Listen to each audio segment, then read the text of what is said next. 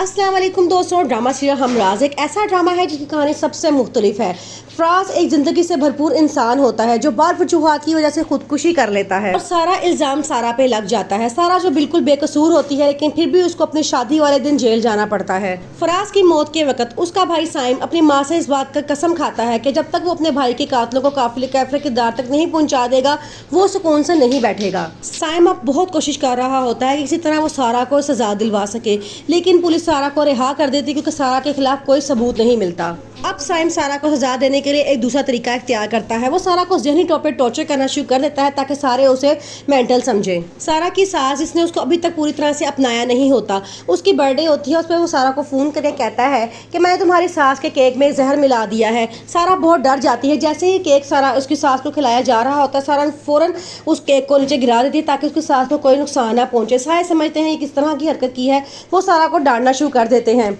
सारा जो किसी को अपनी बात समझा नहीं सकती, आगे से उसका हस्बैंड अहमद उस पर शक करना शुरू कर देता है और कहता है कि अभी तुम मेंटली तौर पर ठीक नहीं हो, तुम कुछ दिनों के लिए अपनी मामा के घर चली जाओ। वो उसे उसकी मामा के घर भेज देता है, उस पर उसकी बात पे यकीन नहीं करता। ये बात सारा के लिए बड़ी दुखदेह साबित होती है।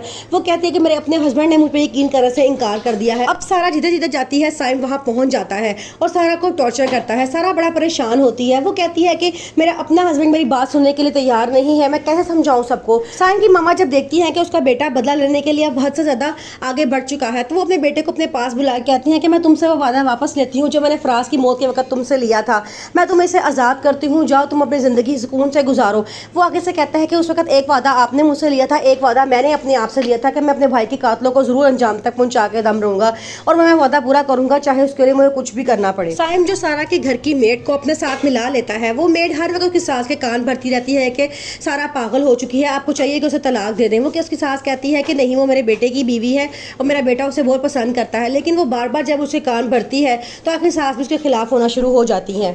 मेड अपनी मालकन से कहती है कि सारा अब बिल्कुल हवासों में नहीं है, उसे घर में वापस आना अब खतरे से खाली नहीं है, आप ऐसा करें अहमद साहब से कहें उसको तलाक दे दें। उसकी मामा खामोशी से सारी बात सुन रही है तो पीछे से अहमद आ जाता है, उसको बड़ा गुस्सा आता है, वो उसे डांट के वहाँ से भगा देता है और अपनी मामा से भी कहता है कि आप क्यों मेड की बातों में आ रही हैं, मुझे लगता है उसने ही आपका माइंड ख़राब किया है। साइम का मकसद बन चुका है कि वो सारा को ज़हनी तौर पर इतना टॉर्चर करे कि सारा भी खुदकुशी कर ले, जिस तरह फराज ने सारा के ज़हनी टॉर्चर करने पे खुदकुशी की थी। साइम ऐसा सोचता है कि सारा ने फराज को ज़हनी तौर पर टॉर्चर किया था, इसी वजह से उसने खुदकुशी की है। हालांकि हकीकत में ऐसी कोई बात नहीं होती।